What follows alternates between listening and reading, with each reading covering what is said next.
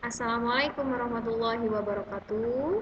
Apa kabarnya anak-anakku sekalian? Semoga kalian semua dalam keadaan yang sehat dan kita semua terbebas dari virus COVID-19. Alhamdulillah hari ini bertemu lagi dengan Miss Ayu untuk pembelajaran bahasa Indonesia. Materi yang kedua masih sama yaitu teks deskripsi. Langsung saja ya kita mulai. Nah, kemarin kalian sudah mengerjakan tugas yang Miss Ayu berikan, yaitu kalian menuliskan 20 ciri-ciri fisik, kepribadian, maupun hal lain yang berhubungan dengan diri kalian masing-masing. Kenapa Miss Ayu memberikan tugas itu? Karena informasi tersebut yang akan digunakan untuk membuat teks deskripsi. Ketika kalian sudah mengumpulkan informasinya, maka dengan mudah kalian akan bisa membuat teks deskripsi.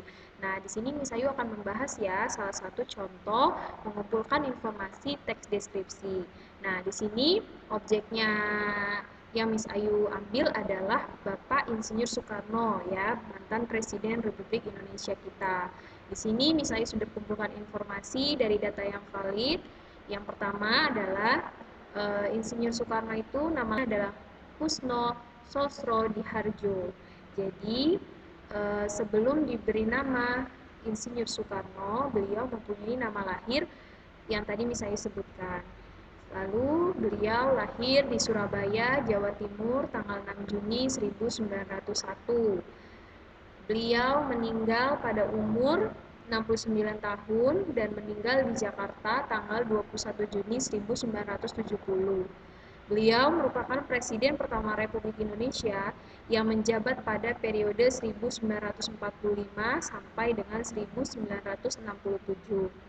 Lalu, ciri-ciri fisiknya adalah beliau mempunyai rambut yang hitam dan pendek. Nah, dari beberapa informasi ini nanti yang akan bisa kita kembangkan menjadi teks deskripsi. Jadi, kalau misalnya kemarin kalian memberikan informasi tentang diri kalian masih kurang, tolong nanti ditambahkan ya nak, supaya ketika membuat teks deskripsi, kalian bisa dengan mudah membuat teks deskripsi secara jelas. Kita lanjut ya. Nah, selanjutnya kita akan membahas tentang kaidah kebahasaan teks deskripsi. Apa sih kaidah kebahasaan? Kaidah kebahasaan itu adalah aturan kebahasaan sebuah teks. Jadi, yang namanya teks akan selalu berhubungan dengan yang namanya kaidah kebahasaan. Jadi ketika kalian membuat suatu teks, tidak bisa membuat dengan apa adanya atau suka-suka kalian, itu tidak bisa. Tapi sebuah teks itu harus ada aturannya, aturan kebahasaannya. Gimana sih kata-katanya, gimana sih bentuk ejaannya, seperti itu. Nah, itu yang akan saya bahas di pertemuan kali ini. Kaidah kebahasaan teks deskripsi itu sangat banyak ya nak.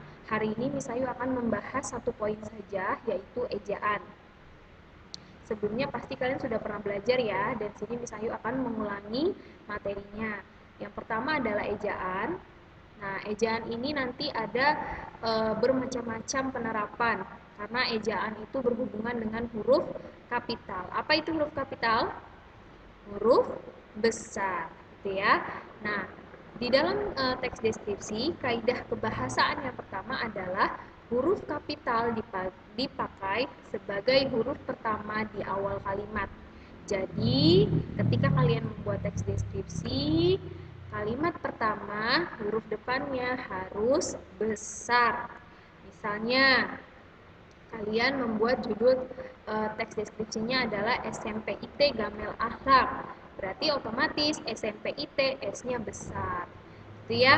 Ataupun misalnya setelah judul saya bersekolah di SMPIT Gamel Akhlak. Saya itu adalah kalimat awal, maka S-nya harus huruf besar. Jadi setiap menulis di awal kalimat itu huruf pertamanya harus besar atau kapital. Ya, contoh di sini. Adit suka membaca buku. Kata yang pertama adalah Adit. Ya, jadi otomatis Aditnya adalah huruf kapital. Yang kedua, di taman komplek banyak tempat bermain. Kalimat awalnya adalah di taman. Otomatis D-nya atau D-nya itu menggunakan huruf kapital. Sampai sini paham ya? Lanjut. Yang kedua, huruf kapital dipakai sebagai huruf pertama unsur nama orang, termasuk julukan. Ini julukan ya, agak kepotong. Jadi, penggunaan huruf kapital yang kedua itu digunakan biasanya pada unsur nama orang, termasuk julukan. Misal nih yang bisa dicontohin, Jenderal Tito Karnavian. Karena jenderal itu merupakan nama gelar, jadi dan harus besar. Kebetulan juga jenderal ini adalah penempatannya di awal kalimat, jadi dia huruf J-nya harus besar. Selanjutnya adalah nama orang nih. Nama orang tadi siapa di sini namanya? Ya, Tito Karnavian. Berarti Tito awalnya harus besar, T, K-nya, Karnavian juga harus besar. Sama ketika kalian menuliskan nama kalian. Misalnya, Ayu Mariani, berarti A-nya besar, M-nya harus besar. Seperti itu ya kalau nulis nama ya. Nah, di sini ada lagi contohnya, Dani Sutanto.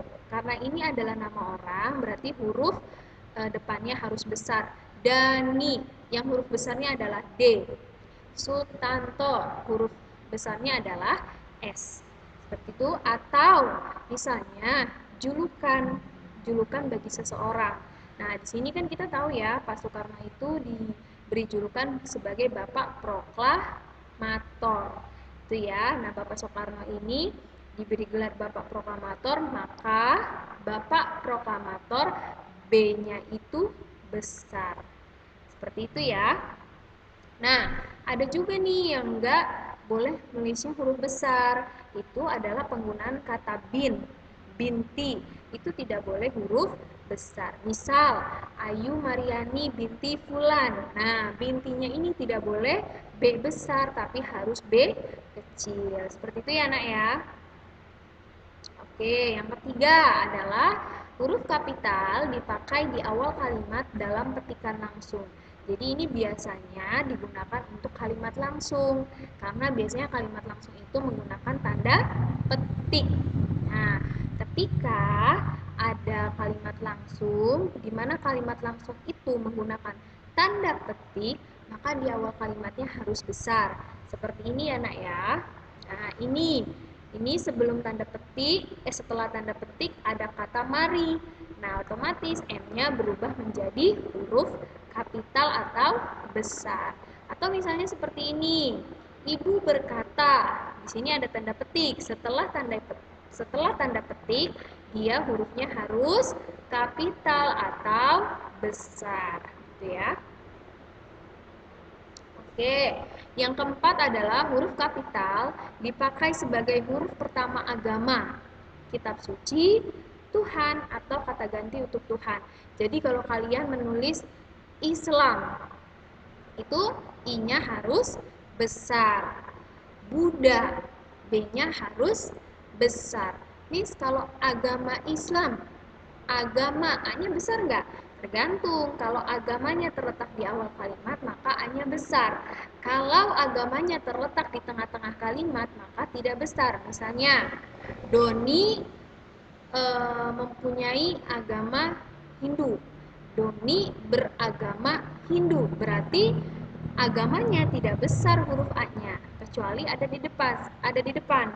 Misal, agama Islam adalah mayoritas di negara Indonesia.